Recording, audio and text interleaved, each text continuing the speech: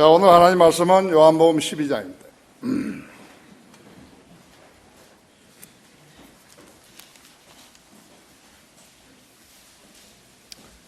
요한복음 12장 23절부터 30절까지 설교할 텐데요. 우리가 읽을 때는 33장까지 읽겠습니다. 33절까지 읽겠습니다. 요한복음 12장 23절에서 33절까지입니다. 우리 다 같이 읽겠습니다. 시작. 예수께서 그들에게 대답하여 말씀하시기를 인자가 영광을 받을 시간이 왔도다. 진실로 진실로 내가 너에게 말하노니 하나를 미리 땅에 떨어져 죽지 아니하면 하나를 그대로 남아있지만 죽으면 많은 열매를 맺느니라. 자기 생명을 사랑하는 사람은 그것을 잃을 것이요 이 세상에서 자기 생명을 미워하는 사람은 그것을 영생에까지 보존하리라. 누구나 나를 섬기고자 하면 나를 따라오라. 내가 있는 곳에는 그의 종도 거기에 있으리니 누구나 나를 섬기면 아버지께서 그를 높이시리라. 이제 내 혼이 괴로우니 내가 무슨 말을 하리요. 아버지시여 이 시간으로부터 나를 구해 주소서. 그러나 이 일을 위하여 내가 이 시간까지 왔사옵니다. 아버지시여 아버지의 이름을 영화롭게 하옵소서라고 하니 그때 하늘에서 음성이 나기를 내가 그 이름을 영화롭게 하였고 또다시 영원하게 하리라고 하시더라. 그때 곁에 서서 그 음성을 들은 무리가 말하기를 천둥소리였다고도 하고 또 어떤 사람들은 선사가 그에게 말한 것이라고도 하더라. 예수께서 대답하여 말씀하시기를 이 음성은 나 때문에 난 것이 아니라 너희를 위하여 난 것이다. 이제 이 세상의 심판이 이르렀으니 이제 이 세상의 통치자가 쫓겨나리라. 또 내가 땅에서 들리면 모든 사람을 내게로 이끌어오리라고 하시니라. 이것을 말씀하시면 주께서 어떠한 죽음으로 죽으실 것인가를 의미하십니다. 구약 성도들은 성경이 없었기 때문에 이제 서기관이나 또 그 선지자가 읽으면은 다 들어야 되잖아요. 전부 일어서서 들었어요. 일어서서 들은 것이요. 근데 우리는 앉아서 자기가 가진 성경으로 읽는 것이요. 그렇죠? 그것이 좀 다른 것입니다. 자, 이 말씀에 기름 부어주시라고 기도하십시다. 위대하신 아버지 하나님, 오늘도 화창한 날씨 주시고 이렇게 주님의 피로 구속받은 성도들이 다 한자리에 모여서 영과 진리로 경배드립니다. 우리가 드리는 찬양과 감사와 경배를 받아주시고 우리 성도들 한 사람 한 사람을 기억하시고 개인의 애로사항과 또 개인의 기도에 응답해 주시기 원합니다. 오늘도 새로운 얼굴들을 보내주셨습니다. 친구를 따라 오신 분들도 있고 또 성경을 보고 오신 분들도 있습니다. 또 여행 중에 들린 저희 성경도로 믿는 사람들도 있습니다.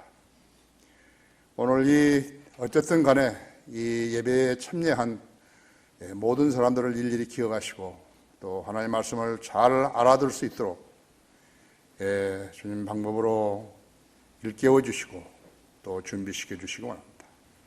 부족한 종도 성령으로 충만케 해주시고 제가 전하는 말씀을 듣고서 깨우치는데 어려움 없게 해주시기 원합니다.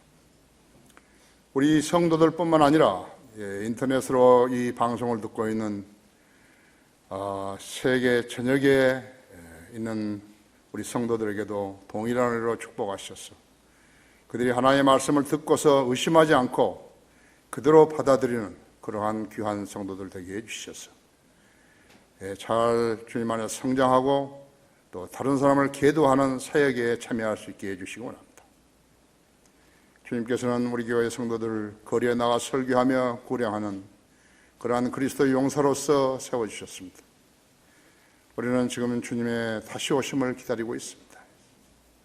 그것은 주님께서 약속하셨기 때문입니다. 오늘도 제가 설교하는 것을 한 톨도 놓치지 않고 자신의 영적 양식으로 받아들이는 성도들 되게 해주십시오. 마귀가 어떤 행태로든지 이 예배를 방해하지 못하도록 지켜 보호해 주십시오. 곧 다시 오셔서 우리를 데려가실 주 예수 그리스도 이름으로 기도했습니다. 승리의 비결이라는 제목으로 말씀을 드리겠습니다. 물론 영적 전쟁에서의 승리죠. 영적 전쟁의 승리의 비결입니다. 한글 킹제임스 성경 서문은 우리 그리스도인들은 치열한 영적 전쟁을 치르면서 산다는 의로 시작이 되었습니다.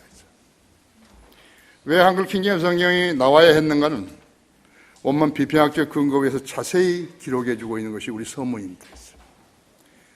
우리 성도들이 이 서문만 숙지해도 원문 비평학 과목을 5시간 이상 들은 그러한 공부하는 셈이 되는 것입니다. 우리의 대적은 그 용이지요. 우리의 대적은 용이에요. 우리나라 속담은 개천에서 용 난다고 그러는데 개천에서 마귀가 나온다는 것이에요. 우리 대적은 용을 잡으니 마귀요 사탄인지의 뱀이라 그랬어요. 계시록 20장 2절이었어요. 예수님께 재림하시면 그 마귀를 1000년 동안 묶어두시는 것이죠. 사탄과 마귀인 용이 묶여 있기 때문에 천국의 의와 화평이 유지되는 것입니다. 이 세상은 국력을 자랑하고 군대를 자랑하고 무기를 자랑하지만요, 이 세상은 의와 화평이 유지되는 거 아니에요. 이 세상은 계속해서 전쟁이 있는 것이에요. 만일 우리가 지상에 오래 산다면 우리의 자식은 물론이라뇨, 손주, 증손주, 고손주까지 계속 군대 가야 되는 거예요. 전쟁은 끝이지 않아요.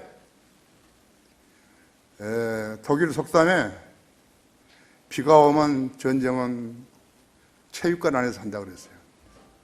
전쟁은 끝이지 않는 것이 알아야 되는데, 정치하는 사람들이 알아야 되는 것이, 정치하는 사람들이 성경을 전혀 모르니까요, 계속해서 무지만 토해내는 것이요. 대통령, 무슨 총리, 장관, 국회의원 똑같아 있죠. 그래서 천년이 끝나면 이제 그들이 풀려나게 되는데, 마귀가 풀려나는 거예요. 그때 마지막 반란이 일어나게 되는 것이요. 천년왕국 기간에서 지상에 태어난 자녀들이 이 반역의 대열에 참여하게 되는 것이요. 그리스도인들은 영원히 사는 거예요. 33살 반으로 영원히 사는 것이요. 예수님이 죽으셨던 그 나이라고 하죠. 우리 휴거될 때 변모되어가지고 그 나이로 영원히 사는 것이요. 우리가 올라가서 이제 셋째 하늘에서 그리스도의 심판석에 서서 상을 받고, 우리가 여기서 주님 섬겼던 대로 상을 받죠. 멸류관 5가지인데 제가 목사를 안 하고 순교자가 안 됐더라도 3개는 받을 수 있는 거예요. 대단하죠? 3개 받을 수 있는 것이. 목사했으면 4개 받는 거예요. 순교했으면 5개 받는 것이죠. 그렇죠? 그 다음에는 어린 양의 혼인식이 있어요. 그리스도인은 모두 다 예수 그리스도의 신부예요. 여자들도 올라가면, 자매들도 올라갈 때는 전부 남성으로 바뀌어지는 것이에요. 예수 그리스도와 똑같이 되는 것이에요. 그래서 그 신랑이신 예수 그리스도와 교회가, 여러분이 교회예요. 성령을 소유했기 때문에 교회라고 하죠. 남자하고 여자하고 하는 교회예요. 그 교회가 혼인식을 하는 것이에요. 지상에 내려와서 피로 연을 하는 것이. 알아야죠. 알아야 설교를 하죠. 성경 알아야 설교를 하죠. 그래서 천년왕국 기간 동안에 지상에서 태어난 자녀들이 이 반역의 대열에 참여하게 되는 것이겠죠. 앞으로 전쟁, 세계대전 3번 있는 거예요. 계시록 6장에서 있고, 이제 아마게돈 전쟁이 일어나서 예수님이 내려오셔서 그 대적들을 모두 다 하루 동안에 다 죽여버리죠. 진멸시키는 것이에요. 예수님이 오셔서 아마게돈 전쟁을 치르실 때 그것이 2번째 전쟁이에요. 3번째 전쟁은 이제 계시록 20장의 7절에서 9절에 나온다 했지. 주님은 우리와 더불어서 그들을 백보자 심판에서 심판하신 후에 사망과 지옥도 불못에 던져지는 것이 끝이에요. 이제 거의 끝이에요.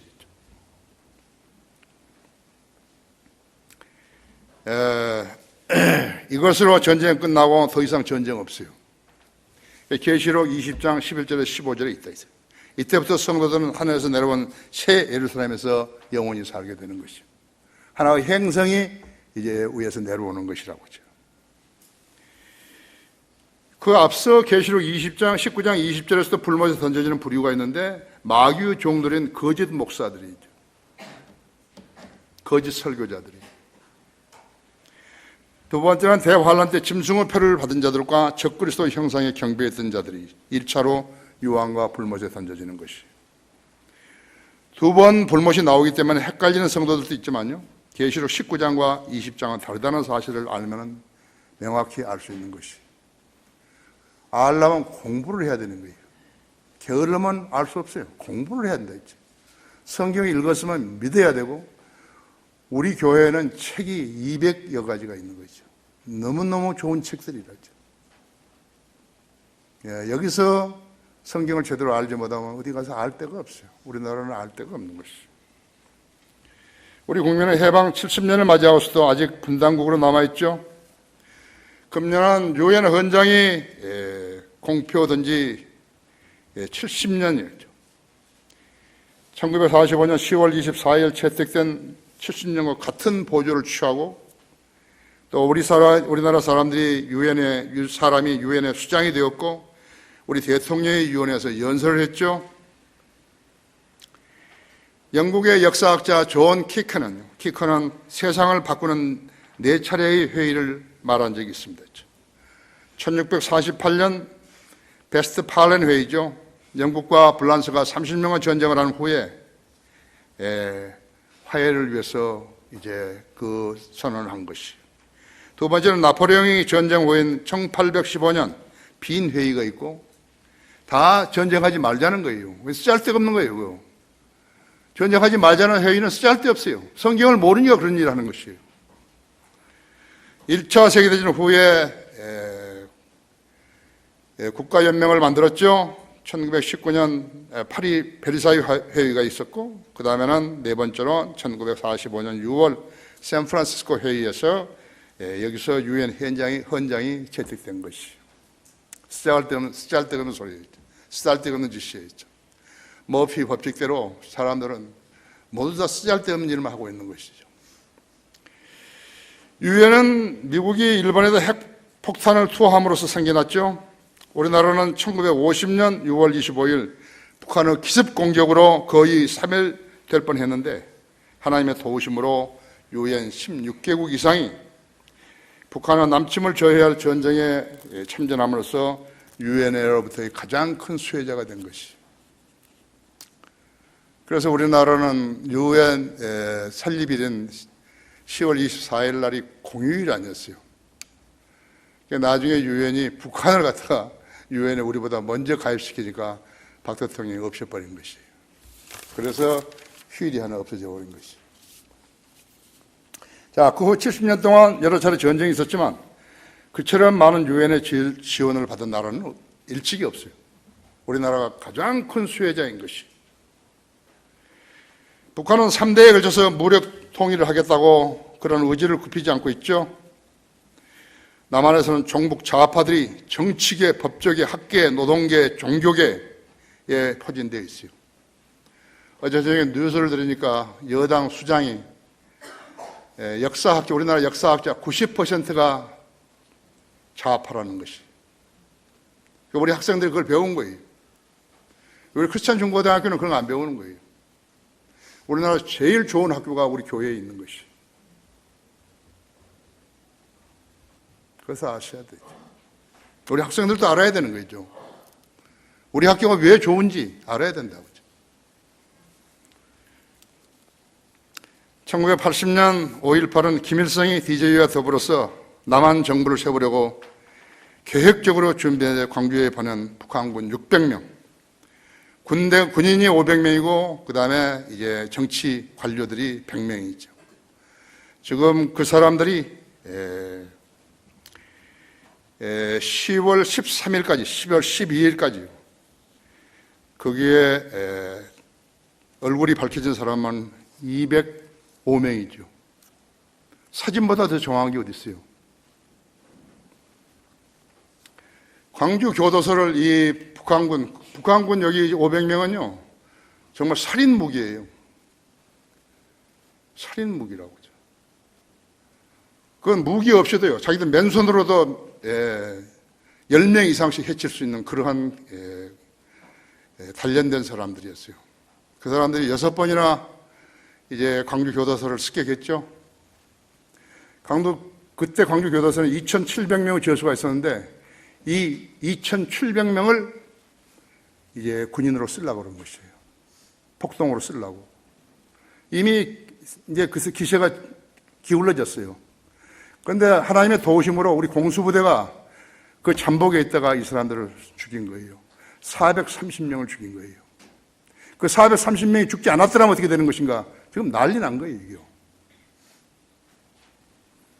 그 430명을 비닐에다 싸가지고 시체를요, 덕흥리, 충북, 청주시 덕흥리, 흥덕동인가 거기 야산에다 묻었지 않았어요? 청주시에서 축구장 만들려고 그 산 파는데 1m 높이 깊이에서 430명 시체가 나온 것이 1년 번호가 기재돼가지고 답변을 해야죠. 정부가 답변을 해야 된다고 했죠. 대통령이 거기에 대해 답변을 해야 된다고 했죠. 그 사람들을 화장했다는 것도 없어요. 인천 체육대회 했는데 3사람이 맞죠? 황병서, 김양근이, 최혜령이 왔어요. 전세기 타고 온 거예요. 뭐 중요하다고 체육대회 다 끝나는데 온 거죠? 알아야 된다고 했죠. 그 시체를 실러 왔을 것이라고 생각하는 것이, 추측하는 것이. 청주시에다 물고 경찰서에 물으면 아무 대답을 못 하는 거예요. 그 시체 누구냐, 어디 갔냐, 대답 못 한다 했죠. 뿐만 아니에요. 그 관민은요, 로얄 패밀리까지 다 온 거예요. 205명째 얼굴 찾아낸 사람이 누구냐 하면요, 성혜량의 아들이에요. 여기 왔다가, 여기 황장엽 그 앞에 왔다가 여기서 총 맞아 죽었잖아요. 김정일이가 보낸 그 특수부대에서 총 맞아 죽었어요. 그 사람 얼굴이, 그 사람도 광주에 온 거예요. 이제는 낼 수 없어요. 어제 내가 어디 책을 보니까요. 어디를 보니까, 북한 교과서예요. 5.18은 김일성이가 유시한 것이다 한 거죠. 김일성이가 명령한 거라고. 왜 그것이 나왔을까요? 이제 왜 그것이 나왔죠? 왜냐하면 광주에 있는 사람들이요, 5.18 공적을 차지해 버리니까요, 이걸 때려버린 거예요. 야, 네 죽으라 하고 때려버린 거라고 이제요. 이제 피할 길 없어. 정부도 밝혀내야 되는 것이에요. 북한 사람들을 믿어요? 거기에 하나 이상한 것이 유리겐 힌치페터라는 외국 기자가 유일하게 그 취재를 했거든요. 광주 사태, 5.18 때. 유리겐 힌치페터. 어떻게 들어왔을까요? 북한에서 활용한 간첩이에요. 독일 간첩이에요. 독일 사람. 이번에 북한의 당 70년 기념식 했었죠? 이 친구가 그 단에 올라가 앉아 있는 거예요. 아는 사람은 알죠. 누가 관심 있게 보겠어요. 유리겐 힌치페터가 거기에 앉아 있는 것이 북한에서 쓴 것이죠.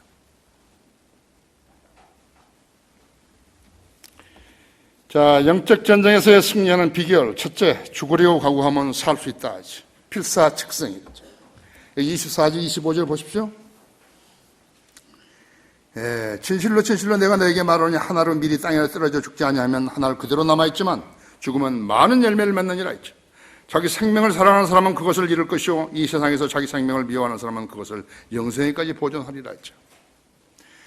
주님께서는 한 개의 미랄로 예를 드셨고 자신이 말씀하신 대로 십자가에서 죽으심으로써 많은 열매들을 내셨다 했죠.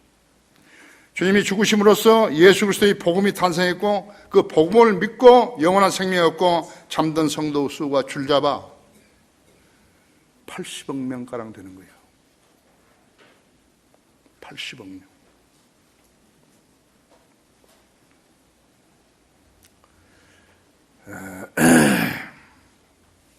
지구는 새 예루살렘보다 적죠? 70억 명이 산다는데. 그 추산이죠. 그럴 리는 없죠. 만약 예수님이 자신의 생명을 아끼셨더라면 어떻게 되는 거죠? 80년이나 90년 정도, 70년이나 80년 정도 사셨겠죠. 그렇죠? 그랬더라면 기독교는 종교 외에 뭐가 남았을까요? 예수님의 죽으심 없이 성경이 나왔더라면 누가 그 성경을 진리라면 믿겠어요? 주님은 복음을 남겨놓으시고 죽으신 것이다가 성경대로 다시 살아나셨죠? 성경대로 살아나셔서 40일 동안 지상에 계시면서 500명 이상 사람들에게 보이셨고 여러 사람이 지켜보는 가운데 몸소 들림을 받았다고 했죠. 구름이 있으니까 사라진 것이죠. 내려올 때도 그렇게 내려오신 거예요. 구름을 타고 내려오신다고 그랬다 했죠. 자, 주님께서는 거듭남아 진리를 인간들이 가르치시고 성경의 진리를 통하여 교훈을 주셔서 우리로 지켜 행하게 하신 것이죠. 이 교훈을 어떻게 믿어야 신실한 그리스도인이 살 수 있는가를 가르쳐 주셨다 했죠. 육신을 따르지 않고 성령의 일을 인도하심을 따라서 살라고 말씀하신 것이죠. 육신을 따라 살면 죽을 것이나 성령을 통하여 몸의 행실을 죽이면 살리라. 이것이 그리스도인이 죄 짓지 않은 유일한 방법이죠. 로마서 8장 13절에서. 자, 우리의 원수는 마귀와 세상과 육신이라고 했죠. 빌립보서 3장 3절에서는 영 안에서 하나님을 경배하며 그리스도 예수 안에서 기뻐하고 육신을 신뢰하지 않은 우리가 할례파임이니라 하죠. 할례파라는 것은 유대인이 되기 위해서 할례를 받았지 않았어요. 프로세라이스, 개종하겠다 하는 사람들도 마찬가지로 할례를 받아야 된다 했죠. 할례파가 아니라는 것은 무엇인가? 그러니까 그리스도인이라는 거, 참 그리스도인이라는 말이죠. 그리스도인은 할례를 받을 필요가 없어요. 참 그리스도인의 말이에요. 이렇게 믿는 사람이 진짜 하나님 백성이라는 뜻이라고 했죠. 우리는 육신을 입은 몸을 입고 살기 때문에 육신 안에서 행하지만 육신을 따라 살게 되면 성령의 지시를 거부해야 되는 것이에요. 그렇게 될 경우 성령을 따를 수 없게 되는 것이죠. 왜냐하면 육신으로서는 아무리 선한 일을 할지라도 하나님의 인정을 받을 수가 없기 때문에 그런 것이죠. 거듭나지 않은 자연인은 성령을 따를 수 없어요. 성령을 따를 수 없어요. 여러분 거기 로마서 8장 한번 열어보십시오. 로마서 8장 1절부터 제가 13절까지를 읽겠습니다. 그러므로 이제 그리스도 예수 안에 있는 자들에게는 결코 정죄함이 없나니 그들은 육신을 따라 행하지 아니하고 성령을 따라 행하느니라. 조금 덥는데요? 좀 에어컨 좀 틀으세요. 좀 더워. 이는 그리스도 예수 안에 있는 생명의 성령의 법이 죄와 사망의 법에서 나를 해방시켰기 때문이라 했어.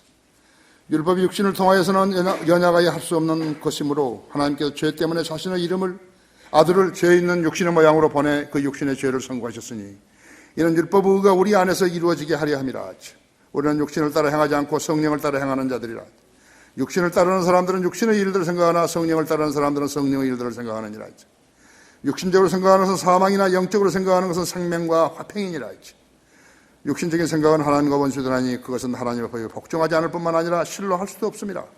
그러면 육신 안에 있는 자들은 하나님을 기쁘시게 할 수 없느니라 하지. 그러나 하나님의 영이 너희 안에 거하시면 너희가 육신 안에 있지 아니하고 성령 안에 있나니 이제 누구든지 그리스도의 영이 없으면 그의 사람이 아니니라 하지. 만일 그리스도께서 너희 안에 계시면 몸은 죄로 인하여 죽은 것이나 성령은 의로 인한 생명이니라 하지. 예수를 죽은 자들로 살리신 분의 영이 너희 안에 거하시면 그리스도를 죽은 자들로 살리신 분이 너희 안에 거하시는 그분의 영으로 인하여 너희의 죽을 몸도 살리시리라 하지. 그러므로 형제들아 우리가 빚진 자들이니 육신에 진 것이 아니라 육신을 따라 살 것이 아니니라 하지. 우리의 육신을 따라 살면 죽을 것이나 성령을 통하여 몸의 형체를 죽이면 살리라 그랬다. 그래서 이제 그리스도인이 되면 그리스도인이 되어서 성령을 따라 살게 되면 갈라디아서 5장 17절에서 19절에 나오는 육신의 일들을 행하지 않는 것이, 죄들을 짓지 않는 것이에요. 그렇지 않으면 죄를 짓고 사는 것이, 죄를 짓고 살면서 그리스도인이라고 말하는 것이. 우리가 왜 성경을 공부해야 하는 것인가? 이런 진리를 배우기 위해서 하는 것이.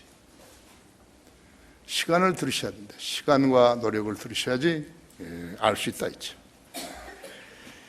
이 세상에다가 뜻을 두고서 자기 욕망을 실현해보고 싶은 사람은 이 진리를 받아들일 수 없는 것이죠. 육신의 정욕, 안목의 정욕, 생의 자랑, 이 세 가지가 적이라고 했죠. 육신의 정욕은 돈을 많이 벌고 싶은 사람이죠. 재물을 많이 쌓고 싶은 사람이래. 재물을 쌓는 데다가 가치관을 두는 사람이라 했죠. 안목의 정욕은 자신의 욕망 충족이죠. 쾌락과 호화 생활. 생의 자랑에는 이 상의 국제사회에다 자신을 알리려는 사람, 명예를 위해서 살려고 하는 사람들이라 했죠. 그래서 그리스도인들과 이런 사람들과는 생활 방식이 다른 것이에요. 그리스도인이 되면 생활 방식이 달라져야 된다 했죠. 옛 생활 방식으로서는 그리스도인으로 살 수 없어요. 냄새에 나서 살 수 없는 것이라고 하죠. 그러면 내가 이것을 말하고 주 안에서 증거하노니 너희는 더 이상 다른 이방인들처럼 허망한 마음으로 행하지 말라 했죠. 그들 마음의 완고함 때문에 그들 안에 있는 무지를 통하여 하나님께서 하나님의 생명에서 멀리 떨어졌고 그들의 명철은 어두워졌느니라. 어두워졌으며 감각을 상실하여 자신을 방탕에 내주어 욕심으로 모든 불결한 것을 행하느니라 했죠. 그러나 너희는 그리스도를 그렇게 배우지 아니하였느니라 했죠. 나도 그렇게 가르치지 아니하였느니라 했죠. 진리가 예수 안에 있는 바와 같이 과연 너희가 그에게서 듣고 또 그에게서 배웠을 텐데 이젠 행실에 관해서는 기만의 욕망에 따라 썩어질 옛사람을 벗어버리고 너희의 생각의 영 안에서 새롭게 되어 하나님을 따라 의와 참된 거룩함 안에서 창조된 새 사람을 입으라 했죠. 그러므로 누구든지 그리스도 예수 안에 있으면 새로운 피조물이라 했죠. 옛것은 지나갔으니 보라 모든 것이 새롭게 되었다 했죠. 고린도후서 5장 17절이죠. 내가 방금 읽은 데는 에베소 4장 17절에서 24절입니다. 자기에게 영생을 주신 분을 따르지 않고 육신을 따라 살게 되면 웰빙, 웰다잉 이런 것으로 하다가 이런 말을 하다가 끝나는 것이요. 하지만 육신을 따르지 않고 성령을 따르게 되면 영원히 살면서 원하는 선한 일들을 만끽할 수 있는 것이죠. 성령을 따라 살면 하나님을 두려워하기 때문에 죄를 짓지 않죠. 하지만 육신을 따라 살게 되면 자신을 만족하려 하기 때문에 죄를 짓게 되는 것이 필연적이라고 하죠. 영적 전쟁의 승리하는 비결 두 번째는 나를 섬기고자 하면 나를 따라오라. 예수님께서 요한복음 12장 26절 27절에서 말씀하셨대요. 누구나 나를 섬기고자 하면 나를 따라오라 했죠. 내가 있는 곳에는 나의 종도 거기에 있으리니 누구나 나를 섬기면 아버지께서 그를 높이시리라. 이제 내 혼이 괴로우니 내가 무슨 말을 하리요? 아버지시여 이 시간으로부터 나를 구해 주소서. 그러나 이 일을 위하여 내가 이 시간에 왔사옵니다. 예수 그리스도를 따르는 사람들은 예수 그리스도의 제자들이라고 했죠. 이 제자들이 곧 예수 그리스도의 군사들이었죠. 이들의 임무는 자신을 위해서 사는 것이 아니라 예수 그리스도를 위해서 사는 사람들이라고 했죠. 여기에 무수한 거짓말쟁이들이 있는 것이. 그들은 예수 그리스도를 살지 않고 자기를 위해 살기 위해서 예수님을 써먹는 자들이라고 했죠. 이용해 먹는 자들이라고 했죠. 북한의 김일성 3대는요, 자기들의 명령을 준행해서 목표를 성취한 군인과 민간인들에게 훈장을 주고 당원이 되기도 하고 충성을 유지시키죠. 세상에서 어떤 나라 군대가요, 그 앞에다가 전부 다 무슨 양철떡이 깡통들 달고 다니는 거 보셨어요? 그 북한이라고 했죠. 그걸 받아야 배급도 좀 좋은 걸로 받아 먹고 그러니까요. 그래서 공산주의와 전제주의는 마귀 작품이랬죠. 그들은 항상 전쟁을 준비하며 사는 것이요. 평화가 없어요. 친구가 없어요. 모슬렘은 알라라는 거짓 신을 내세워가지고 사람을 죽이는 것이요. 특히 그들의 적은 그리스도인과 유대인들이라고 하죠. 왜 그러죠? 2차 세계대전에 나치 독일 그랬죠. 파쇼인 이태리 그랬죠. 일본 군국주의는 인류 적이었다 했죠. 모슬렘과 공산주의는 인류 적이에요. 그들이 있는 곳에는 자유와 평화와 안녕이 없었죠. 시리아 난민을 봐있죠. 러시아 푸틴은 시리아를 살려야 한다고, 살리려면 IS를 공격해야 된다고 그러면서 친 것인데 사실은 시리아 반군을 공수해버린 거예요. 공산주의자들이라죠. 중국의 시진핑은 지난달 유엔을 방문해서 평화 요직원 8,000명을 파병하고 유엔에 1조 원을 기부하겠다고 선언했다. 공산주의자들이 이제 돈을 버니까 얼굴을 좀 내밀기 위해서 이런 제스처를 친 것이에요. 6.25 때 중공군은요 60만 명을 파병해가지고 북한과 더불어서 북한을 지원했기 때문에 중국이 유엔으로부터 너무 늦었지만 인정을 받으려고 한 것이. 중국 때문에 우리가 진 거예요. 정신을 차려야 된다 했죠. 중국은 그때 유엔을 대적했어요. 유엔군을 대적해 싸운 것이죠. 모택동은 유엔을 대적해 싸운 거라고. 그래서 평화유지군 8,000명을 파견하고 유엔에다가 1조 원을 기부하겠다고 했다고 했어요.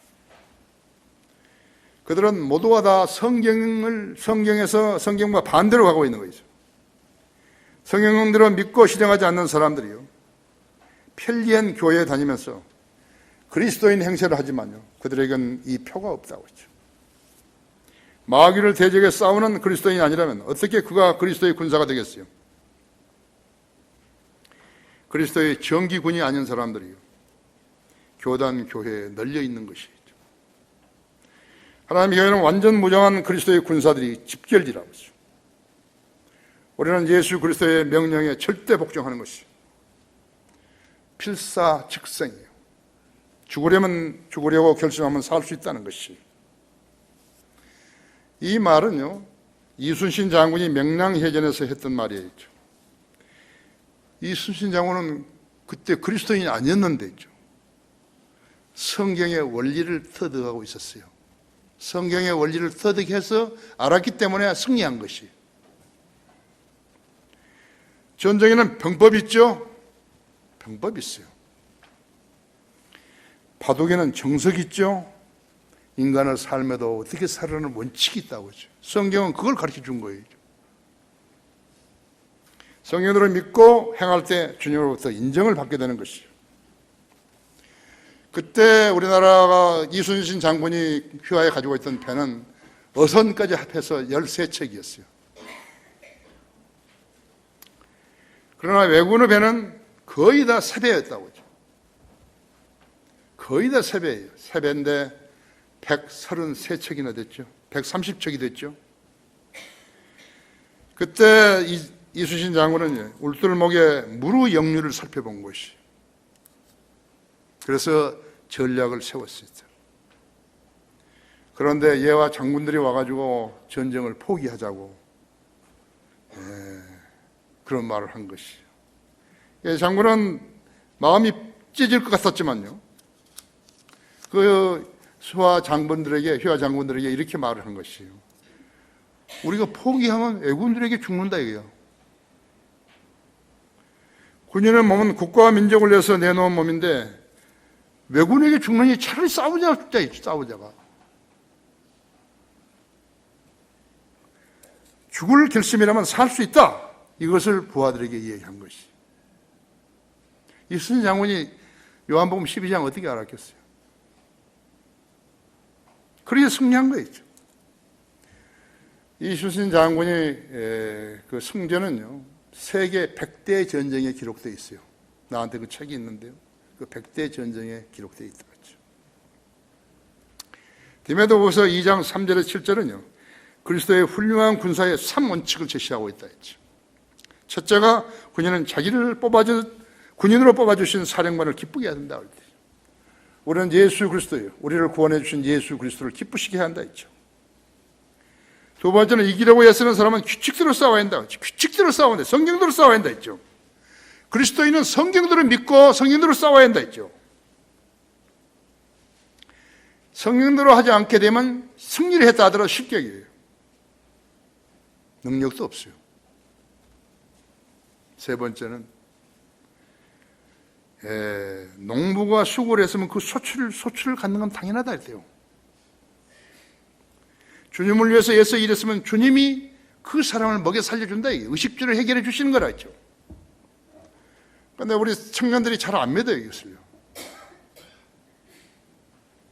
주님을 섬기면요, 주님 먹여주시는 것이에요. 제사장들은 제물로 드려진 것을 먹었죠. 레위 족속들이 전부 다 하나님의 성전을 맡은 일을 했는데요. 레위 족속을 위해서 다른 11지파들이요 11조를 냈잖아요. 그 레위 족속들은 그 일만 하는 거예요. 여러분이 내는 헌금은요, 첫째 목록이 뭐냐니까 목사의 월급이에요. 우리는 사역들이 많잖아요. 그렇죠? 그러나 나는 교회를 세운 지 50개월이 됐는데요. 나는 교회에서 한 푼도 받지 않았어요. 하나님이 나를 먹여주시니까요. 네, 내가 그때 그 50개월 동안 살았던 것은요, 정말 간증에 남을 일들이라고. 아침에 와서 책상을 열어보면요, 봉투에 돈이 3만 원도 들어있고요. 심지어 어떤 자매는요, 자기 어머니가 와서 학교 다니는데 먹으라고 소고기 사줬는데 그 절반을 잘라가지고 나한테 가져왔어요. 거기에 넣어놨어요.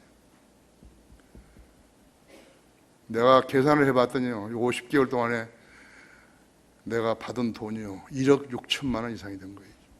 하나님께서 나한테 주신 돈이요. 그 기간 동안 나는 미국을 5번이나 다녀온 것이. 그걸 뭘로 설명하죠?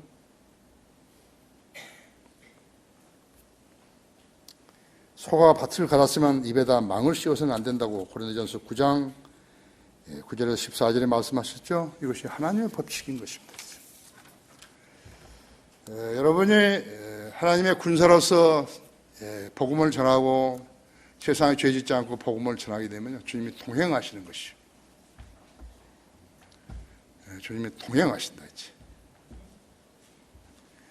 영적 전쟁에 승리하는 비결 세 번째로 아버지시여 아버지의 이름을 영화롭게 하옵소서. 28절에서 아버지시여 아버지의 이름을 영화롭게 하옵소서라고 하니 그때 하늘에서 음성이 나기를 내가 그 이름을 영화롭게 하였고 또다시 영화롭게 하리라고 하시더라 했죠. 그때 곁에서 그 음성을 들은 무리가 말하기를 천둥소리였다고도 하고 또 어떤 사람들은 천사가 그에게 말한 것이라고도 하더라 했죠. 예수께서 대답하여 말씀하시기를 이 음성은 나 때문에 난 것이 아니라 너희를 위하여 난 것이라 했죠. 이제 이 세상의 심판이 이르렀으니 이 세상의 통치자가 쫓겨나리라 했죠. 예수 그리스도는 우리와 함께 하시기 위해서 이 땅에 오신 임마누엘이라 했죠. 우리와 함께 하신 하나님이시라고 하죠. 하나님의 아들이 우리와 함께 하시기 위해서 여자의 씨로 태어났어야만 했었다고 하죠. 경건의 신비는 논쟁의 여지 없이 위대하도다 했죠. 하나님께서는 성령으로 하나님께서는 사람한테 나타나시고 성령으로 이렇게 되셨으며 여자에게서 나타나시고 태어나시고 성령으로 이렇게 되셨으며 인간들에게 보이셨고 세상이 전파됐으며 영광 가운데 들려 올라가셨습니다. 주님께 십자가의 질고를 치셨을 때는 자신을 인류를 위한 속죄 제물로 드리시기 위해 오셨다 했죠.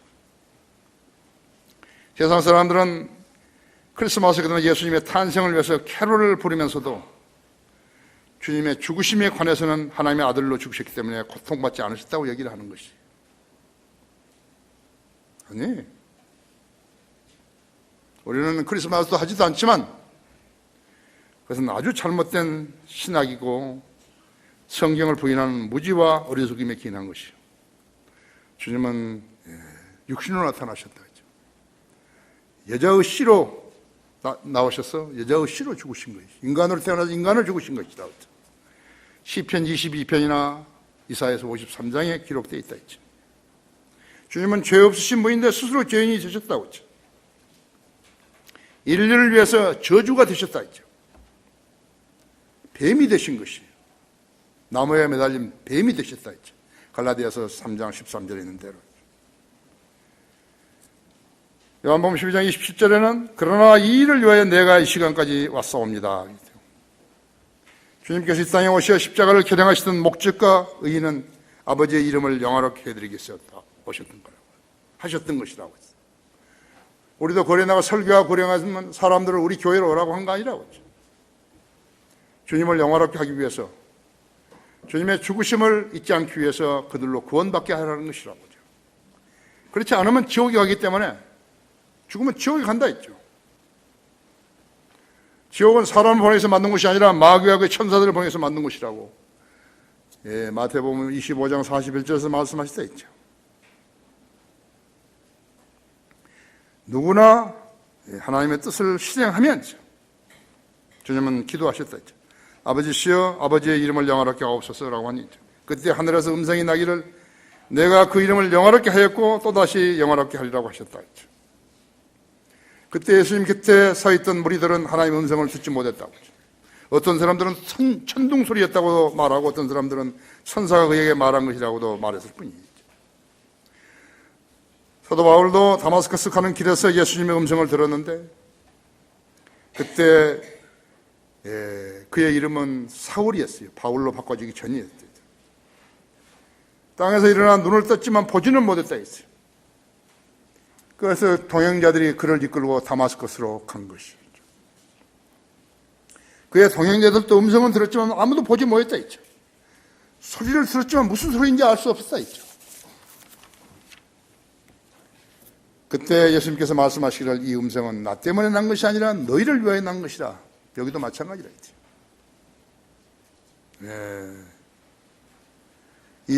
예수께서 말씀하시기를 이 음성은 나 때문에 난 것이 아니라 너희를 위하여 난 것이라 했죠. 예수님은 하늘로부터 음성이 나지 않았을 때도 아버지 음성을 지속적으로 들으신 분이시라 했죠.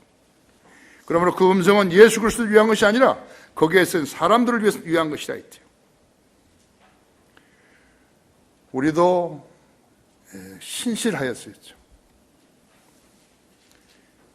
신실해서 주님을 위해서 무슨 일을 하려고 열심히 기도하면요, 때로는 성령님께서 우리에게 미시한 음성으로 말씀하신 것이, 신실하지 못한 사람들은 그 미세한 음성을 알아들을 수 없어요. 왜냐하면 목표가 없기 때문에요. 그래서 나는 가끔 교제할 때 예수님을 잘 믿는 채 하면 내가 물어보는 것이죠. 지금까지 예수님의 음성을 성령님께서 말씀하신 것을 몇 번이나 들었냐고. 그런 것은 그런 적 없다고. 나는 여러 번 들었어요. 내가 주님께 내 생을 드리고 비행기 타는 걸 그만두고 신학 공부를 하러 갔을 때 나는 너무 영적으로 어렸어요. 그런데 매사를 주님께서 나에게 가르쳐 주신 것이, 책을 번역하고 성경을 번역한 것도 주님께서 나에게 가르쳐 주신 것이. 그래서 하나님의 뜻을 우리 간파하는 것은요, 환경으로 조성시켜 주실 때도 있고, 그래서 그리스도인은 조성된 환경을 무시하면 안 돼요. 예의주시해야 안 돼요. 그 다음 매일 성경을 읽을 때도 하나님 말씀으로 역사하시는 것이죠. 세 번째는 강박관념을 하시는 거예요. 강박관념으로. 지속적으로 그 말씀을 계속 하시는 것이에요. 내가 처음 책을 번역했을 때는 그때 호노루루에 있었는데, 너가 그 책을 읽었냐? 갑작스럽게 소리가 나는 거죠.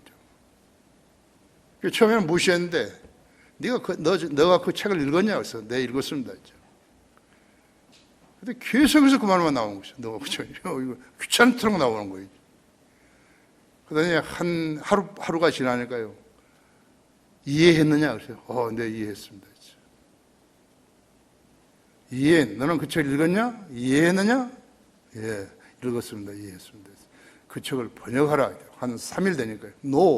나는 번역을 해본 적이 없습니다. 계속 하시는 것이죠. 그게 강박관념이죠. 나중에 읽으니까, 책을 보니까 강박관념이죠. 시간도 다 주시고 환경도 다 조성해 주시고 그 책이 나오게 하시고, 그 책이 나오니까 1판, 2판, 3판 계속 팔리고. 어떻게 생각하십니까? 하나님의 섬기고 하나님 일을 하겠다, 또 내가 하나님 안에서 내가 무슨 계획을 했다, 그러면 그 사람이 분명히 성령님께서 개입하신 것이에요. 환경을 예의주시하고 자기가 하나님 말씀을 읽으면서 하나님께서 무슨 말을 하셨는지 찾아내야 된다 했죠. 그리고 강박관념에 유념하는 것이. 그럼 실수가 없다고 했죠. 그리스도인이 하면은요, 집을 지으면서요, 다시 쓰는 일이 없어요. 그대로 하는 것이.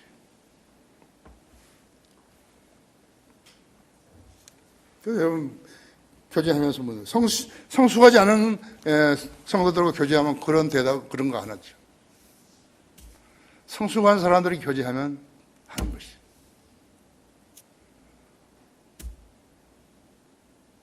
럭커 목사님도 나한테 물으시는 것이. 내가 그 말을 하기 전에 나는 왜 사람들이 왜 조주밀로 이야기만 하죠? 그렇죠? 목사님은 몇 번이나 기도응답 받으셨습니까? 274번 받았다는 것이죠. 내 생각에 나는 그보다 더 받은 것 같은데. 이거의 교제예요. 다른 교제 아니에요. 헛봉 따는 교제 아닌 것이죠. 그러므로 그 음성은 예수 그리스도를 위한 것이 아니라 거기에 있던 사람들을 위한 것이었다 했죠. 여러분도 그냥 하려면 안 돼요. 신실하지 못한 사람이 어떤 음성을 기대하면요, 마귀가 속삭여버린 거예요. 악령이. 그 따라가면 큰일 나는 거죠. 낭패 보는 거죠. 그죠? 네. 그래서 상담이 필요한 것입니다. 결론적으로 여러분 거기 히브리서 11장 보십시오.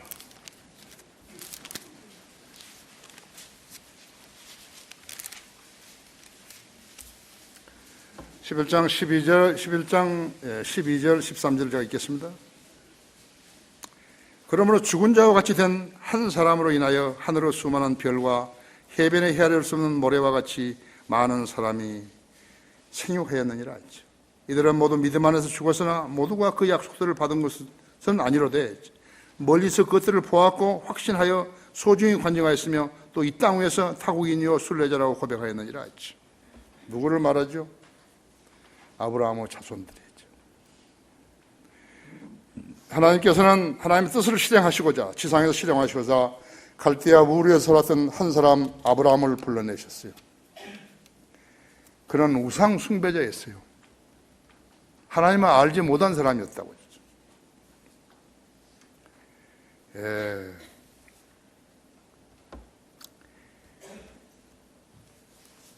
그런데 그 큰 사람을 부르셔가지고 하나님께서 하나의 약속을 주신 것이에요.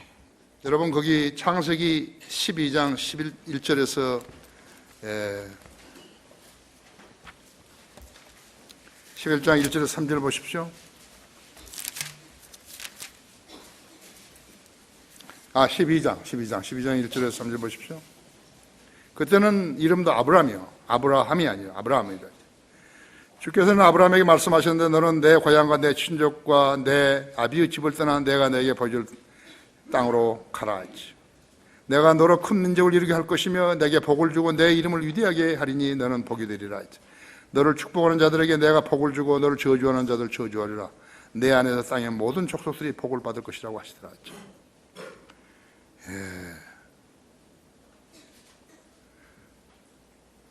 그때 보십시오.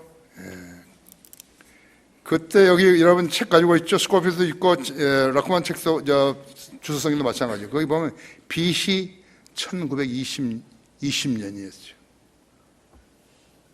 이 약속을 아브라함 불러내가지고 주신 것이죠. 거기 15장 7절 보십시오.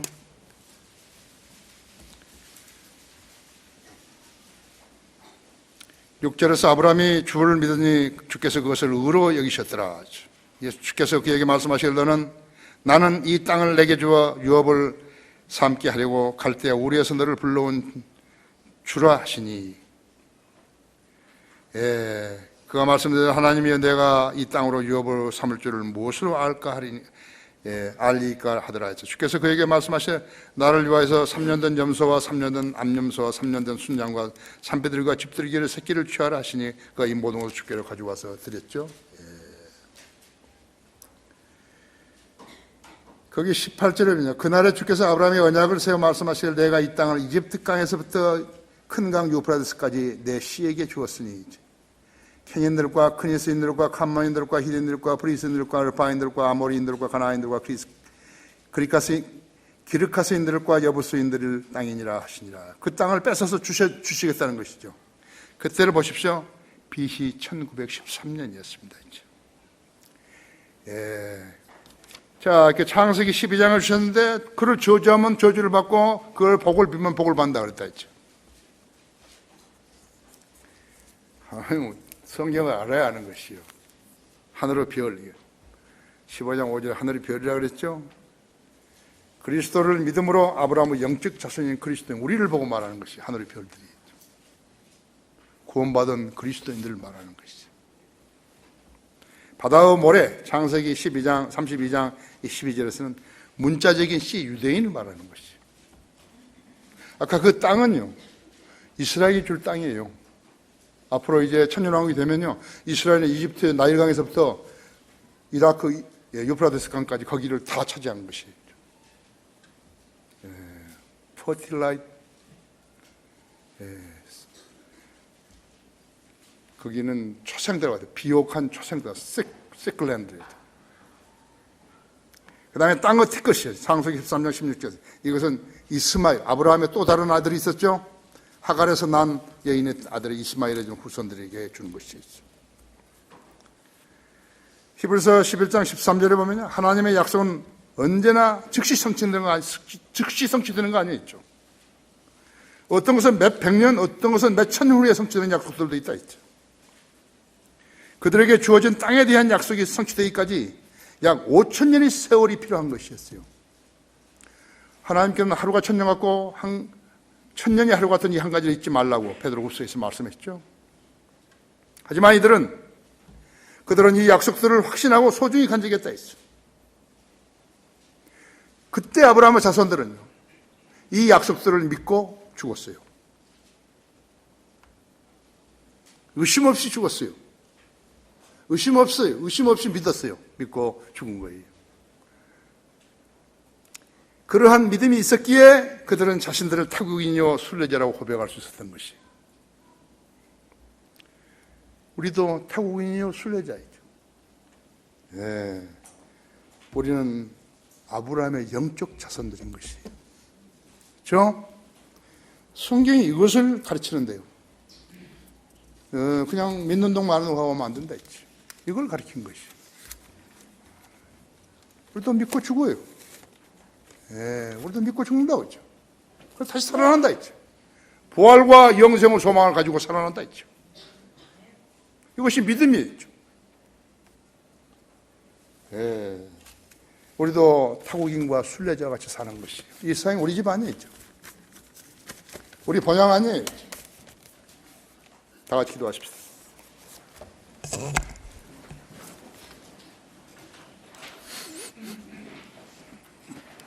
위대하신 아버지 하나님, 오늘도 주님 지혜로 준비하셔서 말씀을 전했더니 우리 성도들은 매우 잘 경청하였습니다. 나는 우리 성도들이 오늘 많은 것으로 깨우치기를 원합니다. 처음에 온 방문하는 이 방문객들도 의심 없이 많은 것을 깨닫게 되었어. 부활과 영생을 소망하시기를 기대합니다. 오늘 이 초청 시간에 나와서 구원받지 않았더라도 나는 죄인입니다. 예수님이 내 죄를 위해서 십자가에 죽으신 사실을 알았습니다. 내가 예수님을 내 구주로 믿고 영접하니 내 안에 들어오셔서 나를 구원해 주십시오. 이렇게만 하셔야 되는 것입니다. 주의 이름을 부르는 자는 누구나 구원을 받는다고 하셨습니다. 구원받는 일은 전혀 어려운 일이 아닙니다. 우리 성도들 중에 느슨했던 사람, 믿음이 느슨했던 사람들이죠. 하나님 말씀을 공부하는데 게을리했던 사람들이죠. 때로는 하나님 말씀에 의심했던 사람들이다. 오늘 이 시간을 통해서 주님 앞에 나와 기도할 때 모두 용서해 주시고 받아주시며 힘 주시기 원합니다. 이 초청 시간 주님 영광을 위해서 주십시오. 우리 주 예수 그리스도 이름으로 기도했습니다.